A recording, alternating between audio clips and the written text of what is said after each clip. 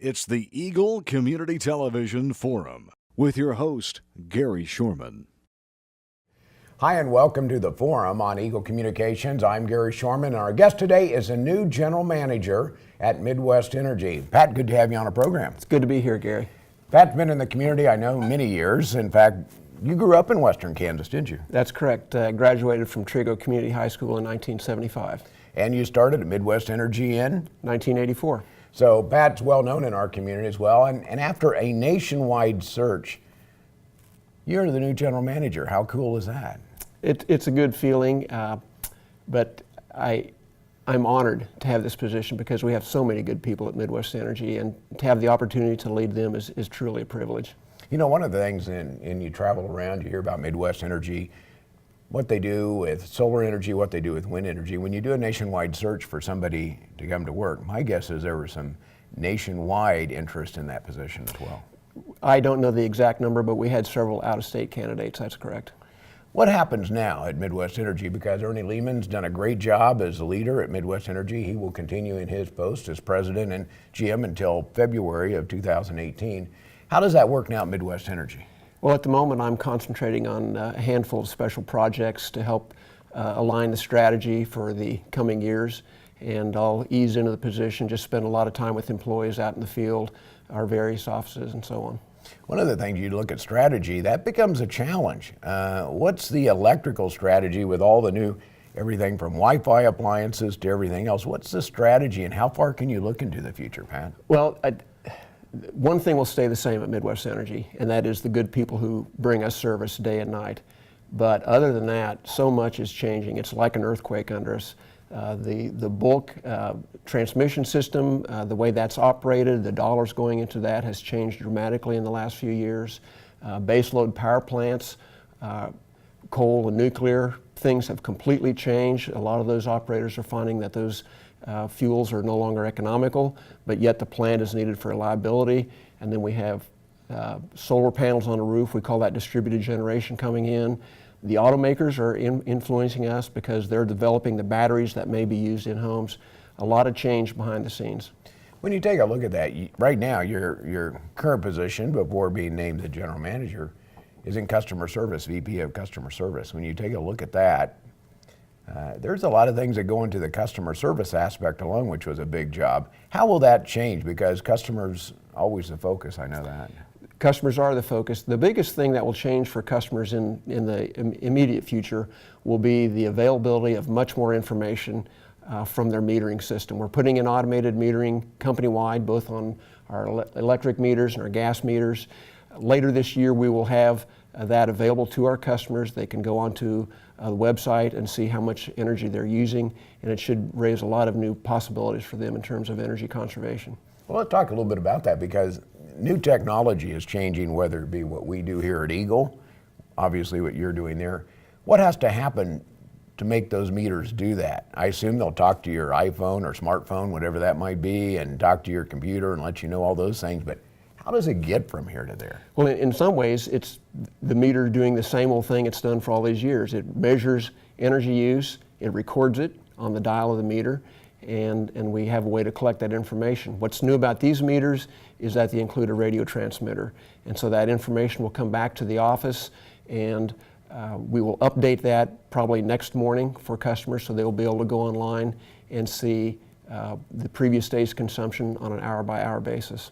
So it's not going to be something you turn on the air conditioner and watch your phone spin a little bit. You used to be able to go outside and look at the meter and go, boy, we're using a lot of electricity because that thing's really whipping around there. You'll still have that opportunity, Gary. I can still do that. Okay, very good. Well, customers, as they go forward, are also going to be adding products inside their home. You look at all the technology that goes into the homes now, whether it be the little Alexa voice thing that you have to plug into, but everything, you know. That's correct. When we did our study for the automated metering project, we did find a few utilities who were actually getting into that Wi-Fi in the home, but most were not. They were choosing to stay out of the home and let other vendors, perhaps like Eagle, do those sorts of things. We will provide information of how much energy is being consumed at the meter, and then if the customers want to take that information and tie it to another application, a web application of some sort, they will be able to do that. When you're starting to work now as a GM, there's a lot of different things to look at. One, it's the revenue side, how you look at getting the electricity out to the customer. But there's also the expense side of that and managing the inflow of electricity. Where does Midwest Energy get their electricity?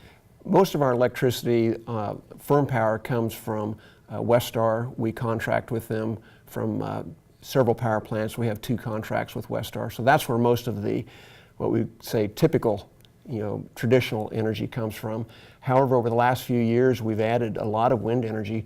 We actually began buying wind energy in 2001, so we've been at it for 16 years. But the wind farm near Ellsworth Interchange on I-70, we buy quite a bit from what's on the north side of the road there. And then this last year, we added a large purchase from the Kingman Wind Complex in Pratt County. So by the end of 2017, about 25 to 30% of the electricity we deliver to our customers will be coming from wind energy. That's interesting. Let's talk a little bit more about that. Take a break. We'll come back and talk about how that wind energy gets from those big power generators along I-70 to your home. We'll talk about that. Okay. Pat Parke is our guest here today on The Forum. The Forum's brought to you by Hayes Med. Hayes Med is your first and best choice for healthcare. They're the only facility providing tertiary level services in this region. With more than 70 physicians and 26 specialties ranging from heart, orthopedic, spine care, cancer, obstetrics and gynecology, wound care, rehabilitation and surgery, including the Da Vinci robotic surgery, Hayes Med is your comprehensive health provider for people throughout Western Kansas. Hayes Med, helping people be healthy. Are you frustrated with Wi-Fi dead zones in your home? It happens when you don't have Pulse, the cutting-edge Wi-Fi solution from Eagle Communications. A Pulse-certified Eagle technician maps your home, then installs a dual-band modem and router, plus discrete access points to deliver wall-to-wall Wi-Fi with no dead zones. Pulse powers all your family's devices in all the places you love to live. Get Pulse. Wi-Fi made simple. Only from Eagle Communications. Call today. Welcome back to the second half of our Forum program here on Eagle Television. Forum's brought to you by Hayes Med. If you have any questions, ideas, solutions, maybe a cough drop to help my voice, you can let me know at gary.shorman@eaglecom.net. I'd like to hear from you. Pat, good to have you on the program, and again, congratulations on being named the new general manager at Midwest Energy. Thank you, Gary. The official title starts GM now, but the transition will take place over the next few weeks, months, into February of 2018. What happens in that transition between you and Ernie Lehman as you go through that? Well, right now he's giving me pretty free rein to start putting my ideas together, to communicate those to the employees and so on, to the board, coaching me a little bit in the background, but just letting me run with my ideas, and I'm already working with staff on bringing forward some changes internally of ways that we might improve the company. And one of those things that happens when you come from inside, there's advantages because you know everybody. There's disadvantages because you know everybody. So how is that working? It's worked quite well so far. I've been welcomed by the other employees, and I'm very grateful for their confidence in me, so I look forward to working with a great team. Well, we went into the break talking about solar, wind, some of the new technologies from power. You're working on strategy for building the company down the road. How do those fit into both the short range and long range strategy? When you look at not only the next 5 years, but building a system for the next 25 or 50 years. Well, it's quite a dilemma facing the utility industry right now, not just Midwest Energy, but everybody, because the upgrades in the transmission system are very costly. We need those to bring large volumes of wind to the market. In our case, we are investing $10 to $20 million every year in upgrading our transmission system, not only to move wind, but simply to increase reliability. And then we also have a lot of money that needs to go into our distribution system. The challenge is that when we put that pole in the ground, its depreciation life is 33 years for distribution, up to 50 for transmission. So when we spend money today and invest it, we need to be very wise because it's going to affect our competitive position for decades down the road. One of the things I know Midwest Energy has worked hard on is I'll call it being a green company. And that means wind and solar.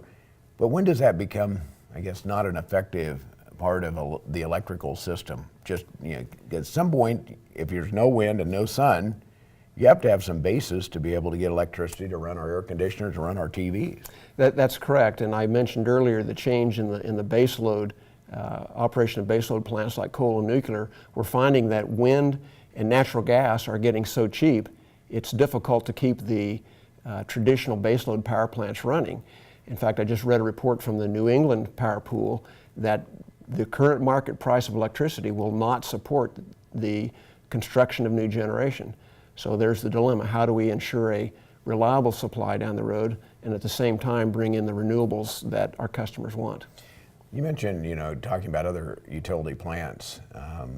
There's talk about the grid, the electrical grid that goes across our country.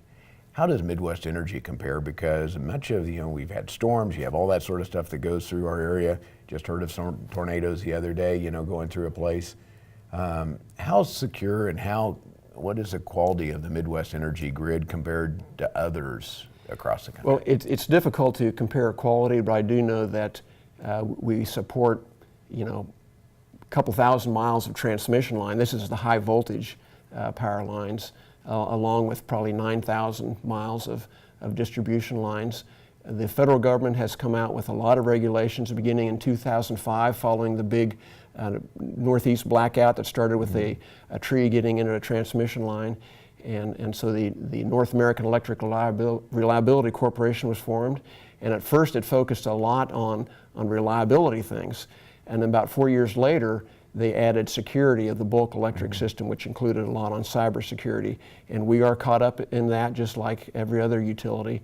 And it is a pretty costly endeavor to make sure that the grid is secure, both from a physical sense and also from cyber perspective. When you look at that, how dependent are we on outside plants?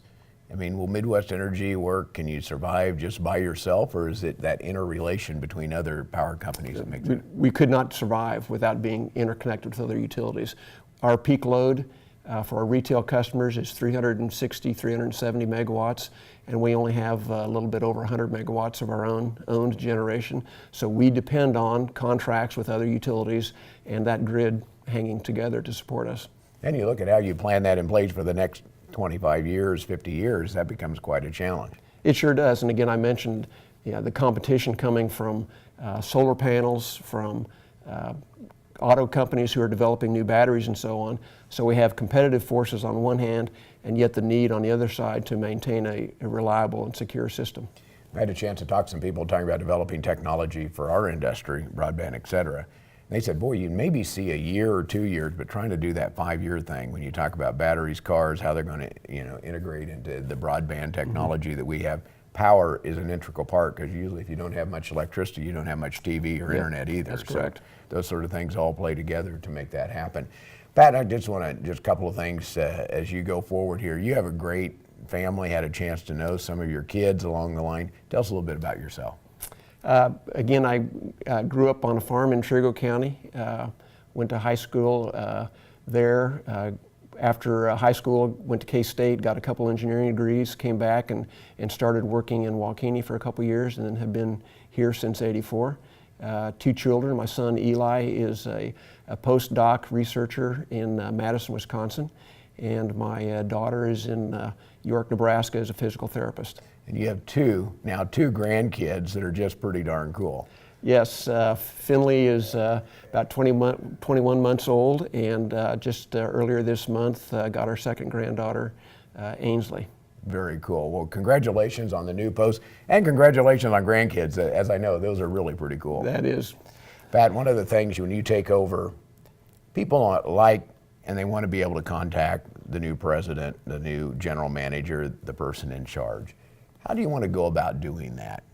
Programs like this, obviously, very good, but how else? Call any Midwest Energy phone number, go on our website, the Contact Us form there. Just call the Hayes office and ask for me. I'll be available anytime. Very good. Look forward to a lot of great things for Midwest Energy. Great. Thanks, Gary. Pat Parke is the new general manager at Midwest Energy, take over as president and GM That takes place in February of 2018. Good to have you watching the Forum program here on Eagle Television. It's brought to you by Hayes Med and by Eagle Communication, our community connected. It's a beautiful day in our super high-speed internet great customer service neighborhood. Like you, this is where we live. In fact, our company is employee-owned, so it's our goal to improve the quality of life for everyone in our community by delivering faster, more reliable internet, clearer, more feature-laden phone service, quality TV channels, all with the level of customer service you'd expect from people who are your neighbors. Eagle Communications, our community connected.